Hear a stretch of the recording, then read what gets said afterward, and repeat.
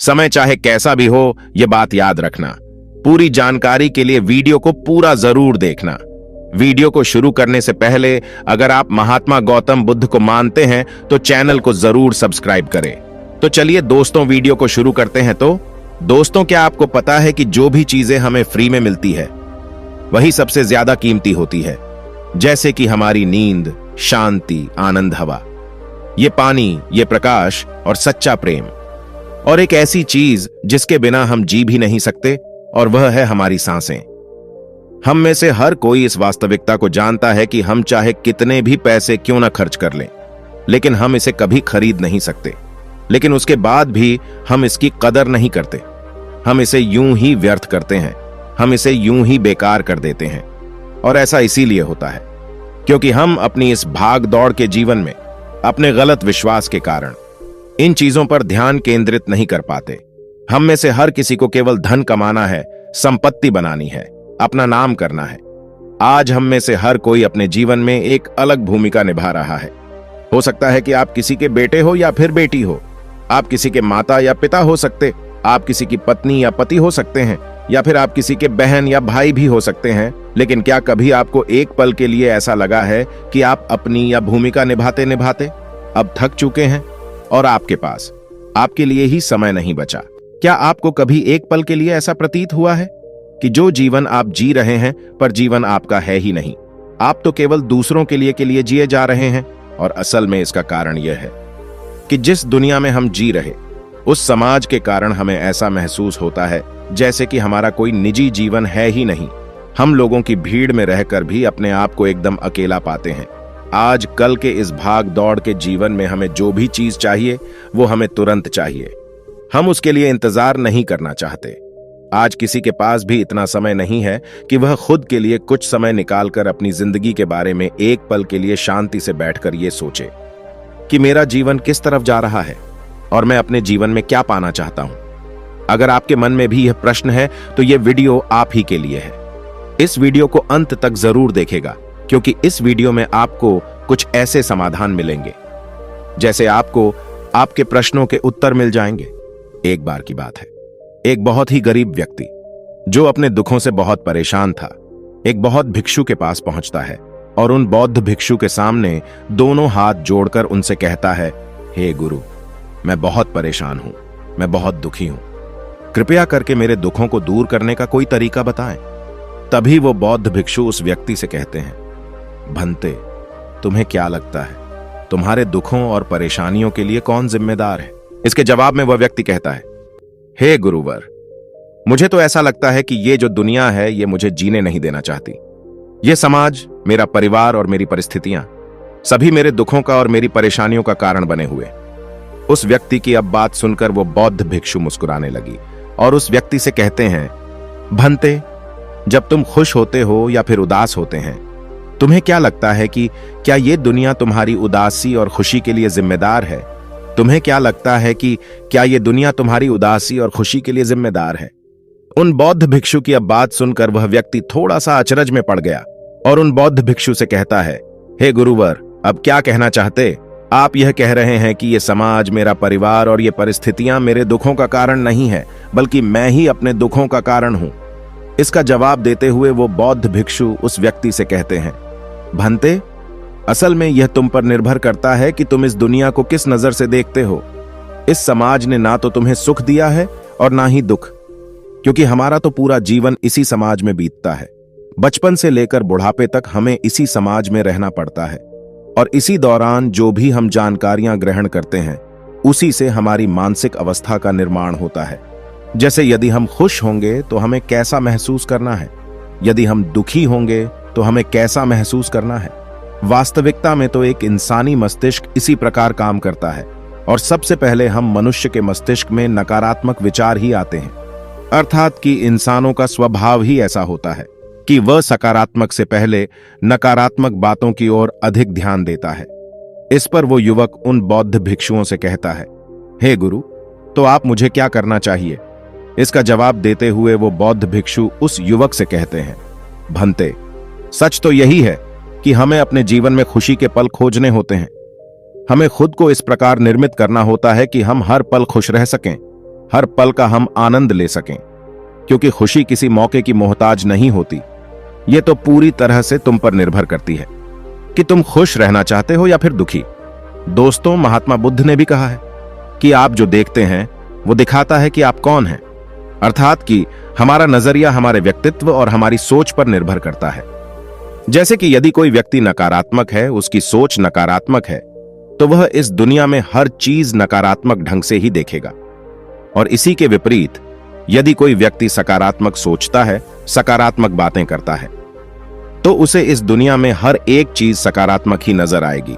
वो हर चीज में खुशी ढूंढ ही लेगा, वो हर चीज में सफलता प्राप्त कर ही लेगा। महात्मा बुद्ध की नजरों में हर एक इंसान बुद्ध का स्वरूप था। अगर तुम अंदर से खुश हो तो ये दुनिया तुम्हारे लिए खुशहाल हो जाएगी, लेकिन अगर तुम अंदर से उदास तो फिर चारों तरफ तुम्हें केवल उदासी ही नजर आएगी। अर्थात कि ये सब कुछ तुम्हारे नजरिए पर निर्भर करता है। आपने देखा होगा कि जब कहीं पर कोई घटना घट जाती है तो हर एक व्यक्ति की राय अलग होती है, हर एक व्यक्ति की प्रतिक्रिया अलग होती है, क्योंकि हर किसी का नजरिया अलग है। हर कोई उस घटना के बारे में अलग तरह से सोचता है, लेकिन ये सोच गलत है। लोगों को ये बात समझनी चाहिए कि जो कुछ भी वो सोच रहे हैं, जो कुछ भी वो समझ रहे हैं, वह सब उस परिस्थिति के कारण है। उस परिस्थिति के कारण जो भी भावनाएं उनके अंदर उत्पन्न हो रही है, वह उसी हिसाब से उस पर बातें कर रहे हैं। यदि किसी व्यक्ति को उस परिस्थिति पर क्रोध आ रहा है, 2 बार क्रोध में आकर अपनी भावनाएं प्रकट करेगा।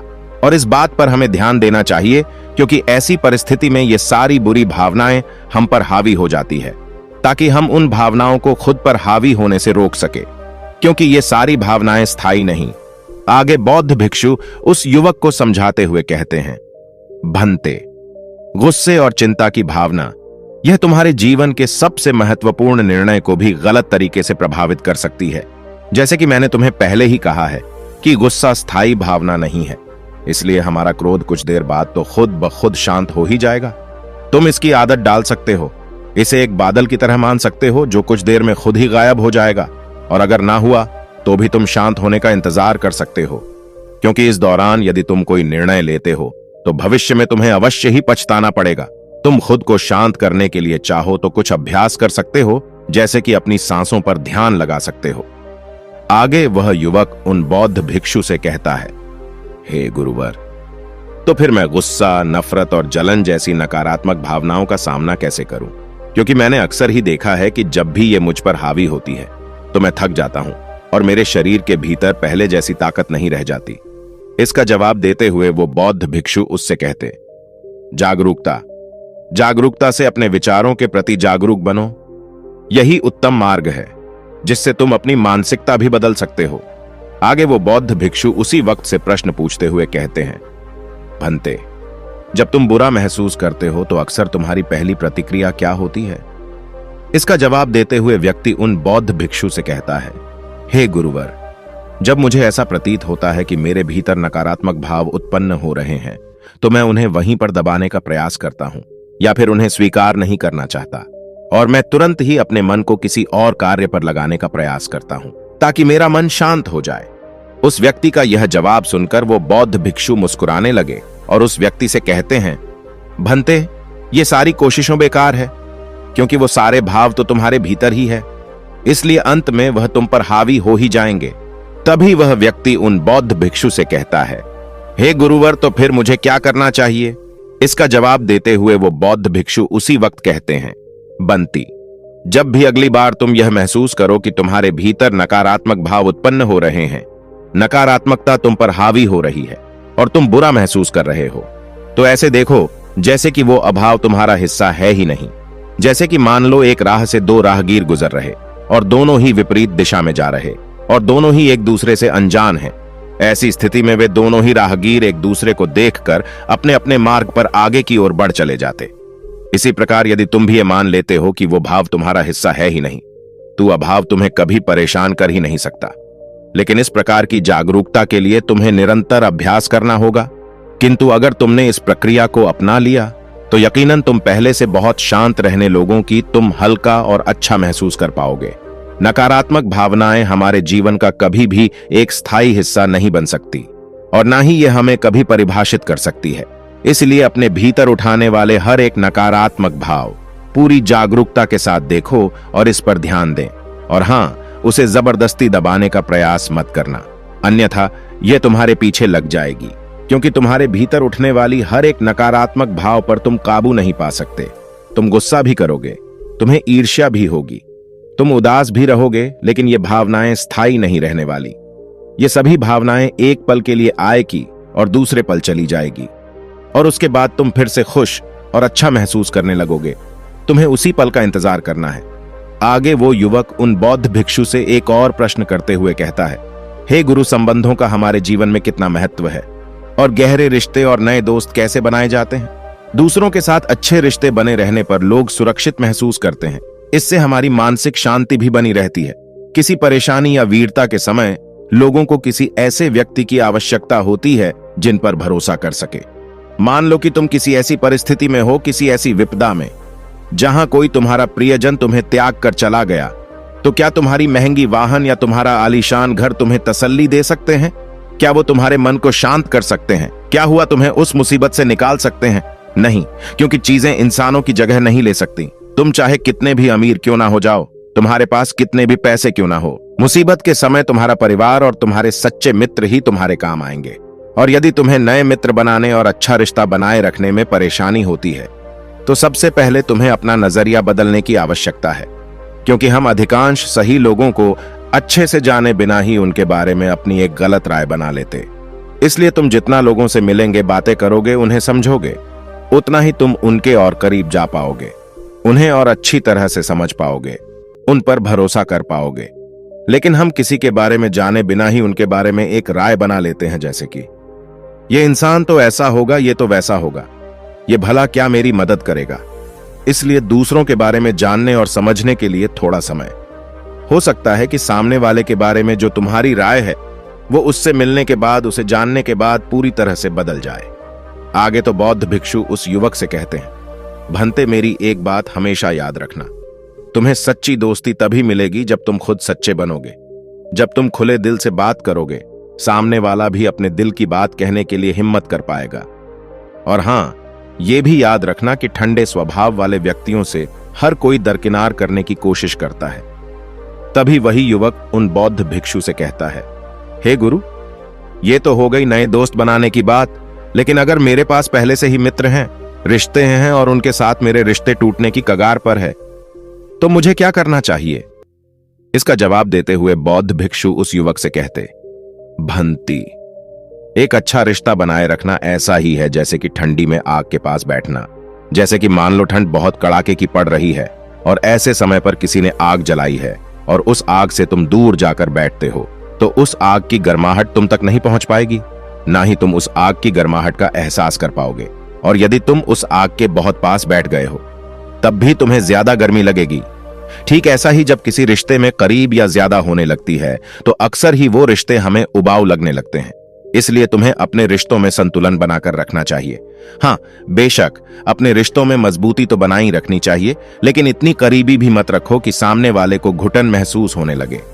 रिश्तों में तो कुछ दूरियां होनी ही चाहिए, जिससे तुम्हारे दोस्त, रिश्ते और करीबी लोगों के बीच रिश्ता मजबूत रहे। आगे वो बौद्ध भिक्षु उस युवक को समझाते हुए कहते हैं, भंते, अब मैं तुम्हें ऐसी 3 बातें बताने जा रहा हूं जिन्हें यदि तुमने अपने जीवन में उतार लिया तो तुम हर हाल में खुश रहना सीख जाओगे।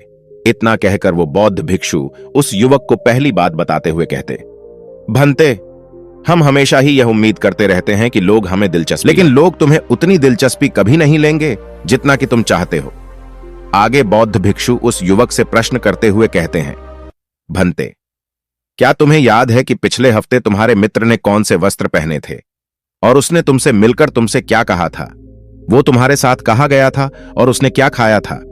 उन बौद्ध भिक्षु के मुख से यह प्रश्न सुनकर वो व्यक्ति कुछ देर के लिए सोच विचार में पड़ गए और कुछ देर सोच विचार करने के बाद वो उन बौद्ध भिक्षु से कहता है, हे गुरु भाई, मुझे याद नहीं। आगे वो बौद्ध भिक्षु उस जीवन को समझाते हुए कहते हैं, ठीक इसी प्रकार जिस प्रकार तुम अपने मित्र की छोटी छोटी बातें याद न रख सके, उसी प्रकार तुम्हारे बारे में भी हर कोई तुम्हारी छोटी छोटी बातें याद नहीं रख पाएगा। और जब लोगों को तुम्हारे बारे में याद नहीं रहेगा तो तुम चिंता में पड़ जाओगे। लेकिन वास्तविकता तो यही है कि चिंता करके क्या फायदा। असल में लोग हमारे बारे में उतना नहीं सोचते जितना हमें लगता है। आगे बहुत उस युवक को अगली बात बताते हुए कहते हैं, हर कोई तुम्हें पसंद करे ये जरूरी नहीं है। आगे बौद्ध भिक्षु उस युवक से कहते हैं, भंते, क्या तुम सभी को पसंद करते हो? नहीं ना? तो आखिर तुम सबसे ये क्या उम्मीद करते हो कि हर कोई तुम्हें पसंद करेगा? यदि वह तुम्हें पसंद करता है तो अच्छी बात है, और अगर नहीं करता तो कोई बुरी बात नहीं। इसीलिए किसी की पसंद या नापसंद से तुम्हारे जीवन पर कोई फर्क नहीं पड़ना चाहिए। तुम पर इसका कोई भी प्रभाव नहीं होना चाहिए। यह वास्तविकता है और इन बातों को स्वीकार करना सीखो। ये सब हमारे जीवन का एक हिस्सा है। और मेरी एक बात और याद रखना कि जीवन में सभी को खुश करना संभव ही नहीं है। तो फिर आखिर हम इतनी चिंता क्यों करते? आगे वो बौद्ध भिक्षु उस युवक को तीसरी बात बताते हुए कहते हैं, भंते, ज्यादातर जो भी चीजें हम दूसरों के नाम पर करते, वास्तविकता में वो हम खुद के लिए ही कर रहे होते हैं। इसलिए खुद के प्रति ईमानदार रहना सीखो और अपने दिल को मजबूत करो, तभी ये दुनिया भी तुम्हारे लिए मजबूत बनेगी। लेकिन अगर तुम स्वार्थी बनोगे तो ये दुनिया भी तुमसे अपना स्वार्थ ही निकालेगी। तुमने देखा होगा कि हर एक व्यक्ति प्रार्थना करता, वो अपने परिवार को सुरक्षित रखना चाहता है क्योंकि वह अपने परिवार से प्रेम करता है। लेकिन वास्तविकता तो यही है कि लोग यह सोचकर डरते हैं कि कहीं उनके जीवन साथी या उनके बच्चे या उनके माता पिता को कहीं कुछ होना चाहिए। वास्तविकता में वह अकेले रहने से डरते हैं, और देखा जाए तो अंदर से हर इंसान स्वार्थी ही है, जब तक कि कोई बुद्ध या फिर महावीर ना बन जाए। इसलिए स्वार्थी से छुटकारा पाना तो मुश्किल है। इसलिए वही विचार करो जिसमें तुम्हें खुशी मिले। सुनने में यह बहुत आसान लगता है, और वास्तविकता भी यही है कि हम अपने जीवन को बदल सकते हैं, और यह बहुत आसान है। लेकिन हम उन चीजों को बहुत मुश्किल कर लेते। क्यों? क्योंकि हमारा मस्तिष्क कुछ इसी प्रकार काम करता है। वो सरल से सरल कार्यों को भी कठिन कार्यों में बदल देता है, और छोटा से छोटा कार्य भी हमें बहुत बड़ा लगने लग जाता है, जिसके कारण हम उससे डरकर भागने लगते हैं, उससे पीछा छुड़ाने लगते हैं, और हम उसका सामना नहीं करते, और हम उसका समाधान करने का प्रयास तक नहीं करते। इसीलिए क्या होगा ये सोचने से अच्छा है तुम अपना सारा ध्यान केवल वर्तमान में लगाओ, जो तुम अभी कर सकते हो। आगे वो बौद्ध भिक्षु उस युवक से कहते, बंती, तुमने कृपो के सिद्धांत के बारे में तो सुना ही होगा, जैसा करोगे वैसा भरोगे, अर्थात इंसान को उसके कर्मों का फल मिलता ही है। इसलिए अगर भविष्य में तुम अच्छे फल चाहते हो तो तुम्हें आज से ही कर्म करने शुरू करने होंगे। जीवन में सफलता, खुशी और समृद्धि चाहते हो तो ईमानदारी के साथ मेहनत करना और सही कर्म करना शुरू कर दो। इतना कहकर वो बौद्ध भिक्षु शांत हो गया, और वो व्यक्ति भी अब ये समझ चुका था कि उसे क्या करना है, उसके दुखों का क्या कारण, और वह अपने जीवन में क्यों कुछ नहीं रह पा रहा। उस व्यक्ति ने उन बौद्ध भिक्षु को प्रणाम किया और वापस अपने घर लौट गया। तो दोस्तों, उम्मीद करता हूं आपको इस कहानी से एक अच्छी सीख मिली होगी। ये कहानी आपको कैसी लगी हमें कमेंट बॉक्स में कमेंट करके जरूर बताएं, और इस वीडियो को लाइक भी जरूर करें, और साथ ही इस वीडियो को अपने दोस्तों के साथ जरूर शेयर करें ताकि उन्हें भी इस कहानी से कुछ सीखने को मिल सके। ऐसी ही प्रेरणादायक और बुद्धा स्टोरी सुनने के लिए हमारे चैनल को सब्सक्राइब करके बेल आइकन को जरूर दबा दें ताकि आने वाली अगली वीडियो की नोटिफिकेशन आपको मिल सके। इस वीडियो में बस इतना ही, मिलते हैं अगली वीडियो में। जब तक अपना ख्याल रखिएगा। धन्यवाद।